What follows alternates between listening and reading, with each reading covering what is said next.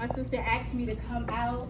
I was super excited, but mainly excited because I had the opportunity to be by myself, without my kids, not be on my job, and she told me that I would get to be around other women. So how exciting is that? And then I was stuck with trying to figure out what in the world I was going to talk about. And then I was sitting in church, and my pastor, Jerome Barber, he said something. At the start of each year, we all have these goals, these dreams, and these ambitions that we set out with good intention. We even get so bold enough that we create vision boards, and some of us even post our goals on social media. But somewhere between the beginning of 2023 and now, we're at the second half of the year, we've forgotten about our goals, our dreams, ambitions, and the intentions that we set for ourselves. Mainly because life continues. We don't get to pause. We still have to come to work. We come to work and we're serving others, we're helping others. We have families where we're serving and we're helping, and mothers, we're natural nurturers. And so when you finally get home and you get to sit down, who's thinking about going to the gym, or that goal that you put on that vision board, or that intention that you set for yourself? And as I thought about that, it took me back to what I do for a living, being a teacher. Oh, how I love being an educator. And the best part of being an educator is the part that I get the babies. I get to work with kindergartners each day. And what I love about kindergarten students is their innocence. They still have that innocence, that they still believe that they can obtain and be anything that they want to be. I look at my students each day and I start each lesson with an affirmation. And I have my students repeat after me. And I say, I am smart, I am brave, I am strong, and I am amazing. And I be sure to look across the room and engage each student by calling their name and looking them in the eye and telling them, because you are smart, brave, strong, and amazing, you can do and be anything that you want to be if you just do the work and continue to believe. And those kids, they actually believe that, because I can ask a student, hey, what do you want to be? And instantly they're all raising their hands. Me, pick me. I want to be a doctor. I want to be a police officer like my mom. And even the kid that anxiously gets up with the biggest grin on their face and say, I'm going to be Spider-Man. You see, because in their world, you can do and be anything. And what I like about that is remembering me, the little girl in 1990 in South Boston, Virginia, in my own kindergarten classroom. I'm wearing the necklace that my mom gave me that year for school pictures. And I remember my teacher, Miss Ferguson, asking the class, what do you want to be when you grow up?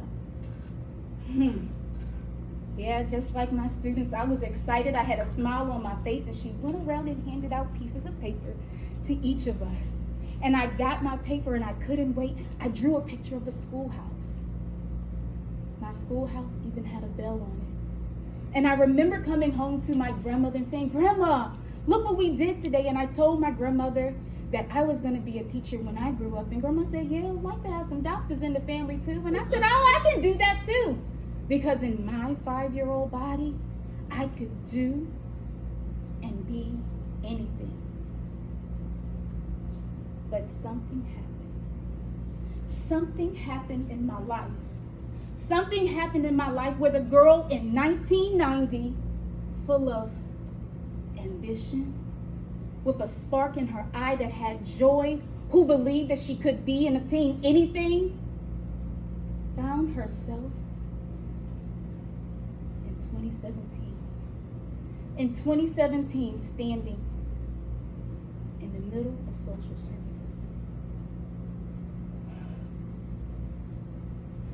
The room was quiet.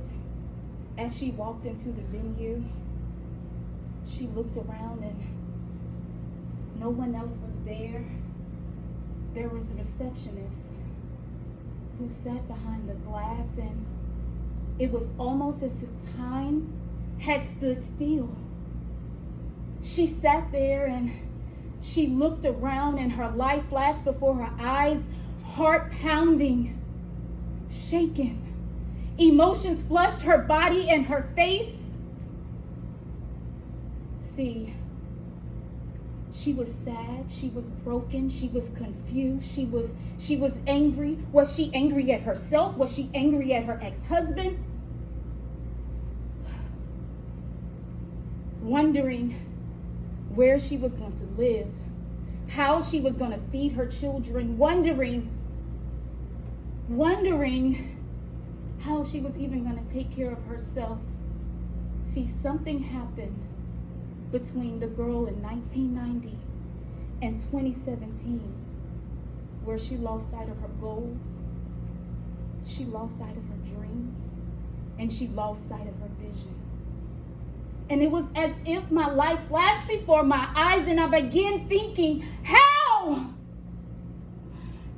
did I get here? How did I get from that girl? See, was it 5-year-old me who innocently stood at the door because Daddy promised that he was coming, and with every thump and every bump, anxiously peeking out the window? It was 12 o'clock, 1 a.m., 2 a.m., and grandmother said, come back to bed. But Daddy promised, but Daddy never came. Was it 7-year-old me who was used to being the popular kid in class and, kind of teacher's pet, who was uprooted from her town and her favorite teachers and moved into a new city where she could not quite find her space, feeling invisible? Or was it 9-year-old me that got me here?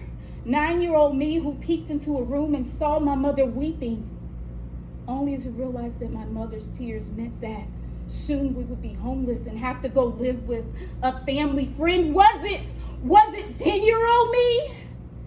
10-year-old me who went with my uncle on a drug run, who watched her cousins eating taffy from a brown paper sack, looking around anxiously and terrified, wondering if something went wrong, how was I going to protect my little cousins?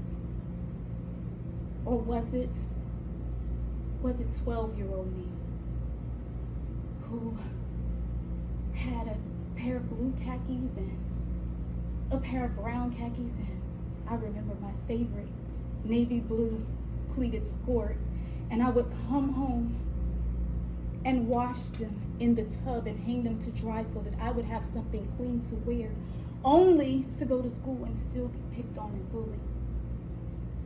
Or was it 13-year-old me?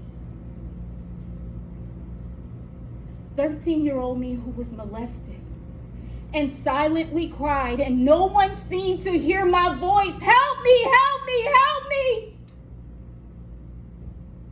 But no one came to my rescue. No one heard the silent tears. No one saw my acting out as a sound and a cry for help. Still being ignored, I found myself in high school, still trying to find my place, still trying to be seen, and still trying to be heard. Or was it, how did 17-year-old me get here? Was it 19-year-old me who had an emergency C-section and brought home a sick child in the projects with barely any furniture and scared to go to sleep at night because of the roaches that would crawl on the wall? Or was it 20-year-old me who found herself standing in the middle of the strip club on stage? How did she get here? How? Because they had took all of my benefits away because I now had a job, and my job was enough for the bills, but my job wasn't enough for diapers, and well, 23-year-old me, wow, now somebody has chosen me, chosen to love me. And so 23-year-old me packed up her things and left the city and was now married. Was it all of these things that got me here? All of these things that took me from being ambitious and having goals to now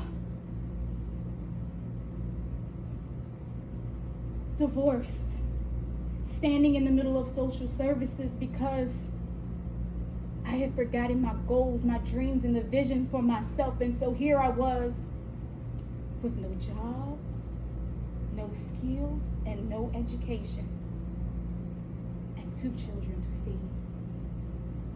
And I had to take a hard look at myself. And I remember getting in the car and going home and having a whiteboard. I still have that whiteboard to this day.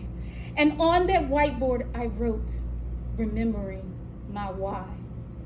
And I wrote down my why and everything that I wanted to see happen for myself, all my goals and my dreams. And I was invited to a vision board party, and I created a vision board for myself. And I remember listening to Oprah at Essence Fest and listening to Lisa Nichols, and I would replay the same videos every single day, and I would take quotes and put them on sticky notes and place them on a mirror in my bathroom.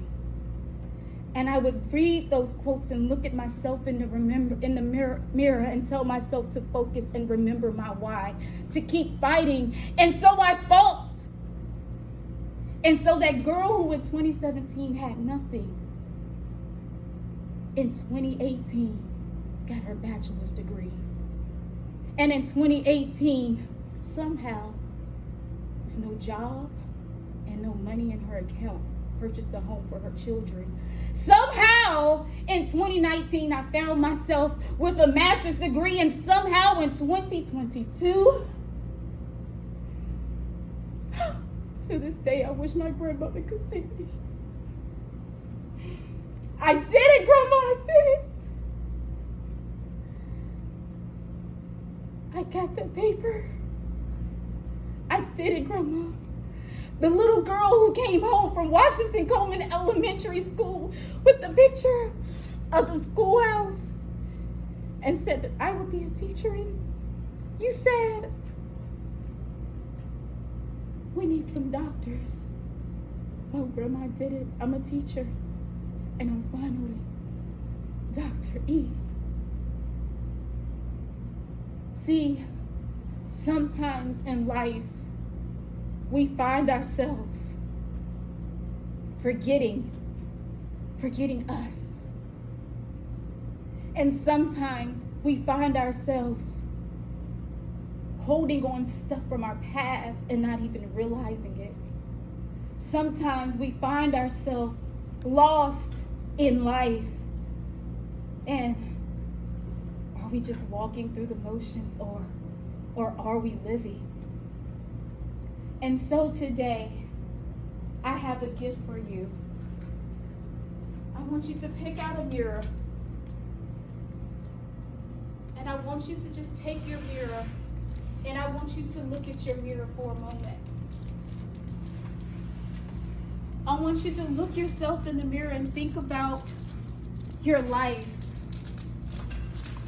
journey, the things that you wanted to be, the goals that you may have set for yourself at the beginning of this year and have tossed them on the shelf, or the goals you may have made as a little child, and the things that you want for you, because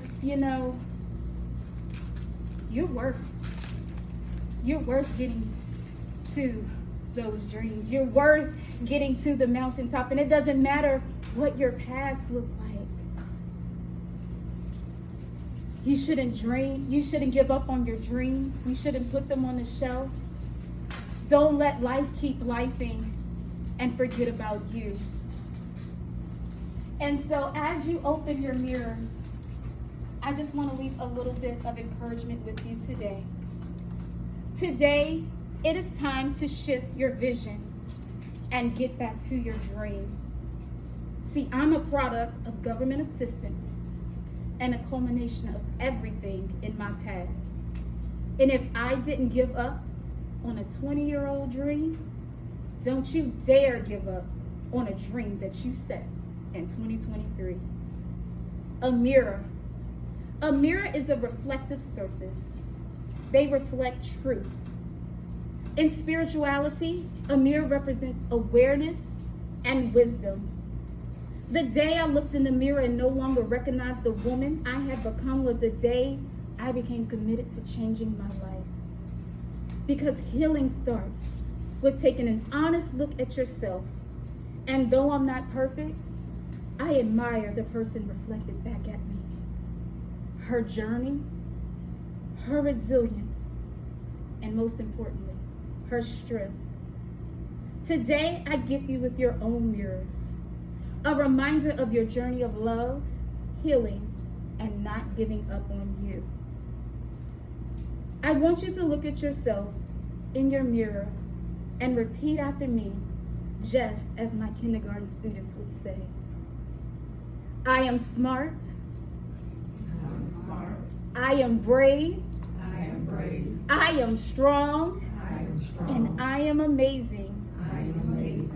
And because of it, ladies, never ever give up on you, your goals, or your dreams. What you do every day is not in vain.